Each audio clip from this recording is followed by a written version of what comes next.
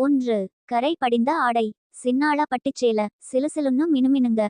முன்னால போறவளே முத்தம்மா ஓம். மொகத்த பாக்க பாடுரண்டி சத்தமா.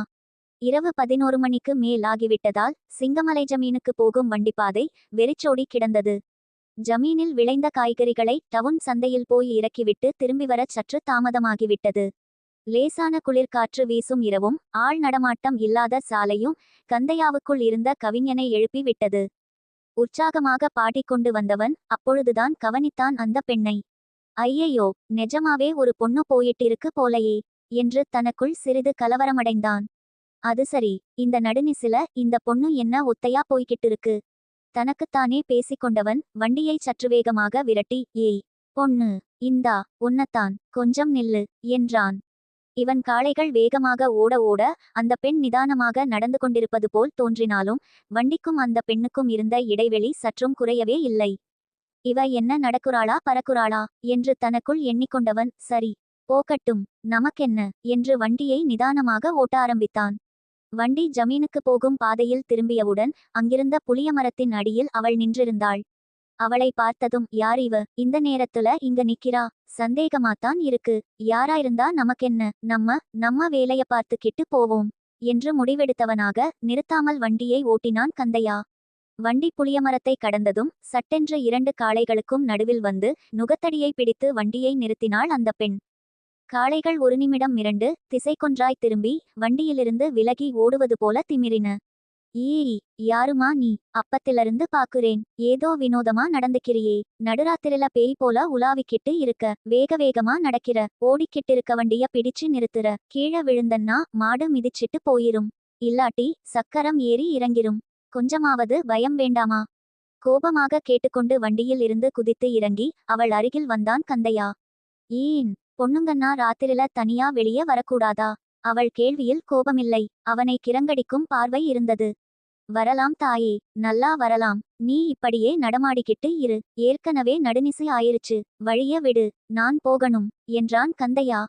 சரி, என்கிட்ட வெத்தலையும் பாக்கும் இருக்கு, கொஞ்சம் சுண்ணாம்பு தரியா? இடுப்பில் இருந்த சுருக்குப்பையை அவிழ்த்து கொண்டே கேட்டாள் அவள். இல்லம்மா, நான் வெத்தலபாக்கு போடுறதில்ல, விலகி நில்லுமா, நான் போகணும் கராராகச் சொன்னான் கந்தையா சற்று கோபத்தை காட்டி.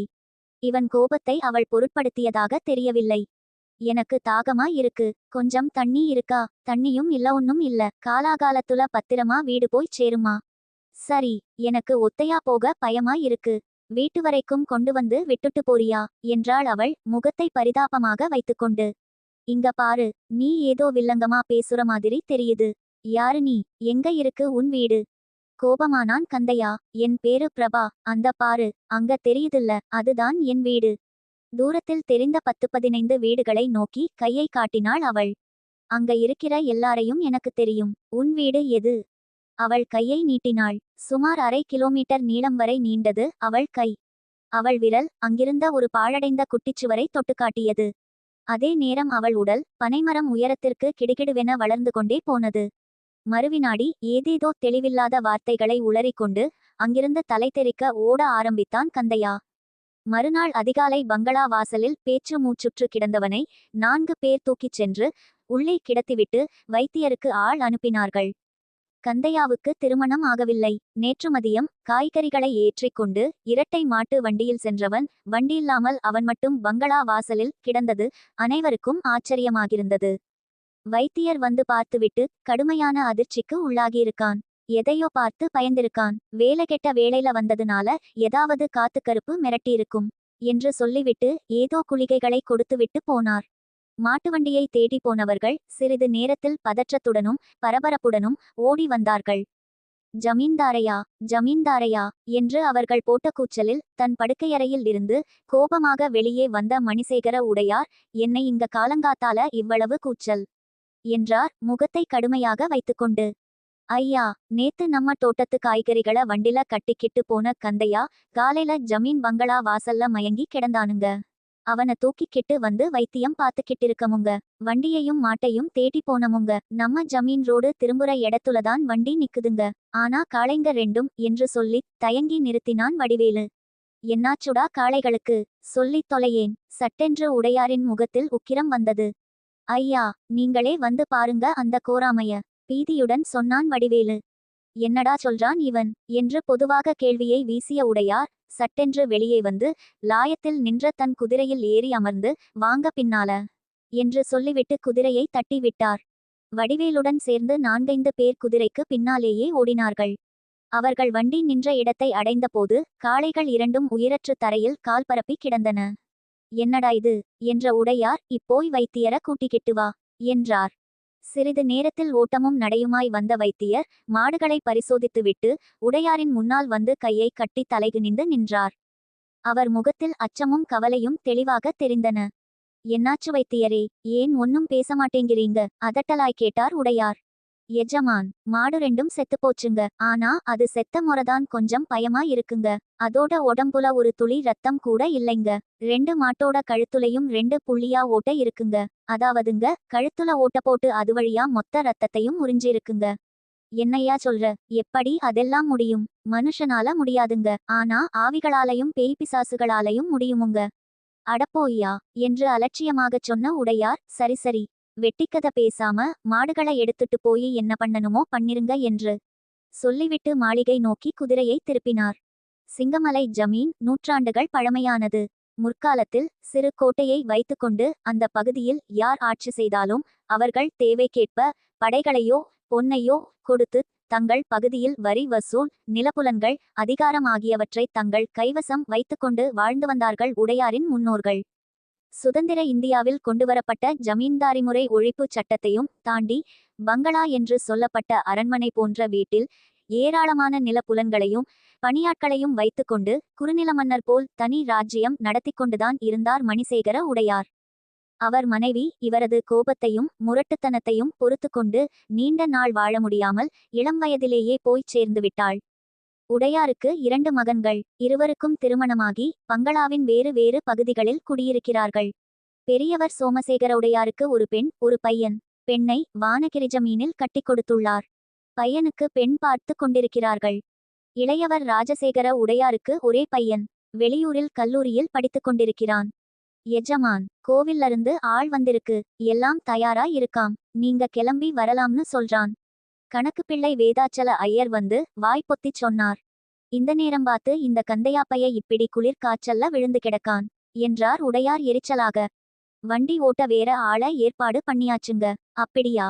சரி, கோயிலிருந்து வந்தவன போகச் சொல்லுங்க. நான் உள்ள போய் எல்லாரும் கிளம்பியாச்சான்னு பார்த்து கூட்டிட்டு கீழே வரேன் சொல்லிவிட்டு உள்ளே சென்றார். அடுத்த 15 நிமிடத்தில் 2 கார்களில் குடும்பத்தினரும் 2 குதிரைகள் பூட்டிய சாரட் வண்டியில் உடையாரும் கிளம்பினர். அவருடைய ஜமீனுக்குட்பட்ட பகுதியில் அமைந்திருக்கிறது காளிமாதேவி கோவில். முன்னொரு காலத்தில் உஜ்ஜயினியிலிருந்து மண்ணெடுத்து வந்து இங்கு இந்த கோவில் கட்டப்பட்டதாக இந்த கோவிலுக்கொரு வரலாறு உண்டு. கோவில் செலவுகளுக்கென்று ஆண்டுக்கு ஒரு தொகையும் 5 ஏக்கர் நிலமும் ஒதுக்கப்பட்டுள்ளன. எந்த ஜமீன்தாரும் அதை மாற்றக்கூடாது என்பது ஜமீன் விதி. உடையாரின் தந்தையார் காலம் வரை அடிக்கடி கோவிலுக்கு சென்று வருவார். இப்போது அதெல்லாம் நின்று போய் வருடத்திற்கொரு முறை திருவிழா நாள் மட்டும்தான் செல்வார் மணிசேகர உடையார். சாரட் வெகுவேகமாக சென்று கொண்டிருந்தது. எதிர்ப்பட்ட இரண்டொருவர் வணங்க கர்வமாய் தலையை ஆட்டியபடி அமர்ந்திருந்தார் உடையார்.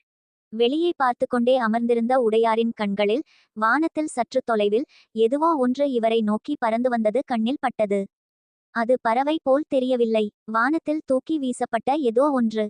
டே, வண்டிய நிறுத்து! திடீரென்று வந்த கட்டளையை நிறைவேற்ற லகானை இழுத்து பிடித்தான் வண்டியோட்டி.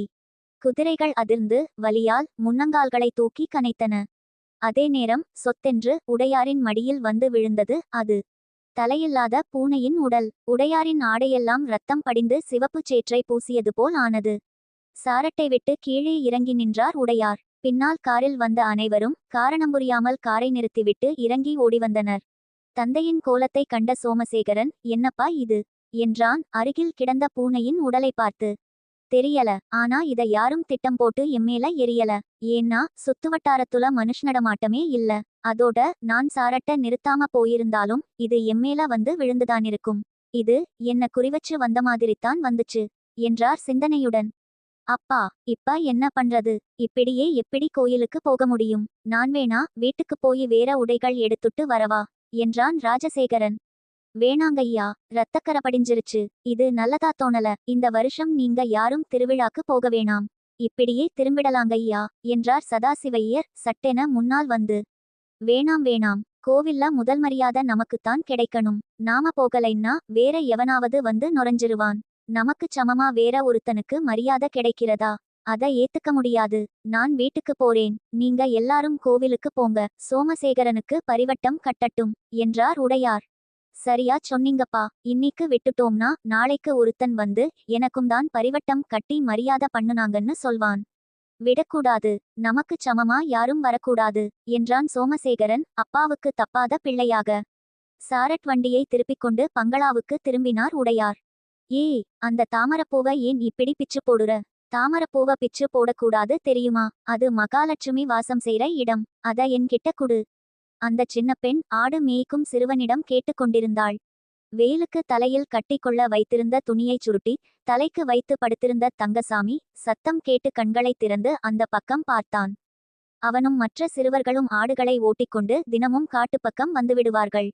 அதுதான் அவர்களுக்கு வேலை. அதிகாலை எழுந்ததும் காலை கடன்களை முடித்துவிட்டு கஞ்சியோ கூழோ இருப்பதை சாப்பிட்டுவிட்டு தூக்குச்சட்டியில் கொஞ்சம் தண்ணீர் ஊற்றிய கம்மஞ்சோரோ சோழச்சோரோ எடுத்துக்கொண்டு தொட்டுக்கொள்ள துவையலுடன் கிளம்பினால் மாலை சூரியன் மேற்கே விழும் நேரம்தான் வீட்டிற்கு போவார்கள். போனதும் ஆடுகளை தொட்டியில் அடைத்துவிட்டு வீட்டிற்குள் சென்று கை கால்களை கழுவிக்கொண்டு சடுகுடு விளையாட மந்தைக்கு வந்துவிடுவார்கள். இரவு 8 மணிவாக்கில் போய் இரவு உணவை முடித்துக்கொண்டு வாசலில் பாய்விரித்து படுத்தால் மறுநாள் காலை வழக்கம்போல் ஆட்டுமுகத்தில் விழித்தவாறே எழுந்திருப்பார்கள். அவர்கள் ஆடுமேய்க்கும் பகுதியில் அதிகமாக மக்கள் நடமாட்டம் இராது. வெளியூருக்கு செல்பவர்கள் சற்று தூரத்தில் தெரியும் வண்டி பாதையில் நடந்தோ மாட்டு வண்டியிலோ செல்வார்கள். அந்த வனாந்தர காட்டில் அவர்கள் பேசிக்கொள்வதும் விளையாடிக் கொள்வதும் அந்த நால்வருக்குள்தான். இன்று புதிதாக ஒரு சிறுமியின் குரல் கேட்டதும் ஆச்சரியத்துடன் கண்ணைத் திறந்து, யார் இந்த பொண்ணு? இந்நேரத்தில இங்க வந்து பேசிட்டு இருக்கு என்று பார்த்தான் தங்கசாமி. தாமரை பூவை பீத்து போட்டுக்கொண்டிருந்த அந்த பையன், நான் கஷ்டப்பட்டு தண்ணில குதிச்சு நீச்சலடிச்சு போய் புடுங்கிட்டு வந்த பூவு. இத நான் பிச்சு போடுவேன், தலையில வச்சுக்குவேன், கீழ போட்டு கூட மிதிப்பேன். உனக்கு வேணும்னா நீ போய் புடுங்கிக்கோ என்றான் தாட்சண்யமே இல்லாமல். சரி, நீ எனக்கு அந்த பூவ தர வேணாம். ஆனா அத பிச்சு போடாதையேன் தயவு செய்து. அந்த பெண் அழுது விடுவாள் போல இருந்தது. அட, இங்க பாருங்கடா, ஒரு பூவ பிச்சதுக்கு உட்கார்ந்து அழுகுது. அழுகினி அழுகினி அழுகினி என்று பரிகாசம் செய்தான் அந்தச் சிறுவன். அந்தச் சிறுமியுடன் வந்திருந்த இன்னொரு சிறுமி, ஏ வதனா, வா போயிரலாம், இவங்கள பார்த்தா துஷ்டப்பசங்க போல இருக்கானுங்க என்றாள். ஏய், என்னது துஷ்டப்பசங்களா? துஷ்டப்பசங்க என்ன செய்வாங்கன்னு காட்டவா என்ற அந்தச் சிறுவன் குரங்கு போல முகத்தையும் கைகளையும் வைத்துக்கொண்டு அந்தச் சிறுமியை நோக்கி ஒரு தாவுதாவி வந்து அவளை அச்சுறுத்தினான். வதனா பயந்து அழ ஆரம்பித்தாள். டே சின்னான் என்று அந்த பையனை அதட்டிய தங்கசாமி, ஊயி இங்க வா என்று அந்தச் சிறுமியை பார்த்து கையை காட்டினான். தோழிப்பெண், வேண்டாம், போகாத, நம்ம வீட்டுக்கு போலாம் என்றாள் பயப்பார்வையுடன். இரு மங்கா, கூப்பிடுறாங்கல்ல என்று சொல்லிவிட்டு மரத்தடிக்கு வந்து, என்ன என்று கேட்டாள் வதனா. முற்றுப்புள்ளி. உன் பேரென்ன என்றான் தங்கசாமி. சந்திரவதனா, சற்று தைரியமாகச் சொன்னாள் வதனா. உனக்கு என்ன வேணும்? அதே மாதிரி தாமரைப்பூ வேணும். எதுக்கு? அத வச்சு என்ன செய்வ? அம்பாளுக்கு பாதத்துல வைப்பேன். அம்பாளுக்கு தாமரைப்பூனா ரொம்ப இஷ்டம்.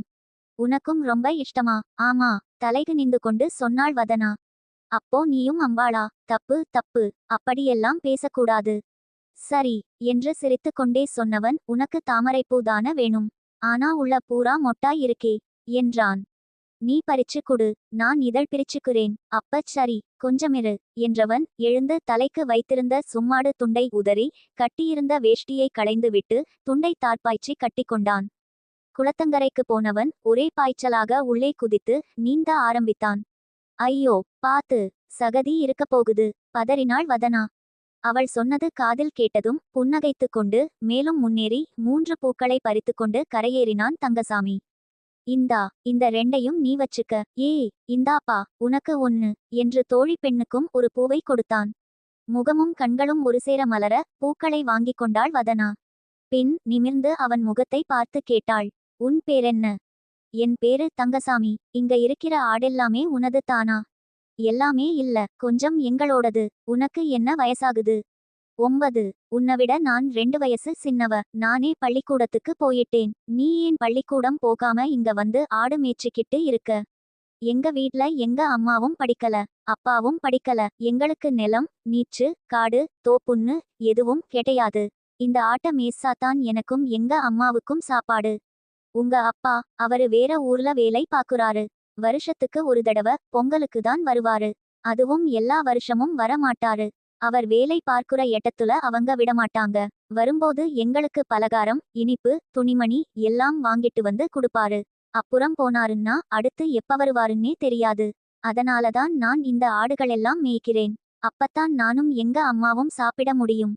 படிக்கலையேன்னு உனக்கு கவலையா இல்லையா? இருக்கு. ஆனா முடியாதே. சரி, நான் தினம் எங்க பள்ளிக்கூடத்துல சொல்லித்தரத இங்க வந்து உனக்கு சொல்லித்தரவா?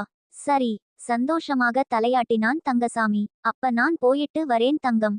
எங்க அம்மா கூட அப்படித்தான் கூப்பிடுவாங்க. சிரித்துக்கொண்டே விடை பெற்றாள் வதனா.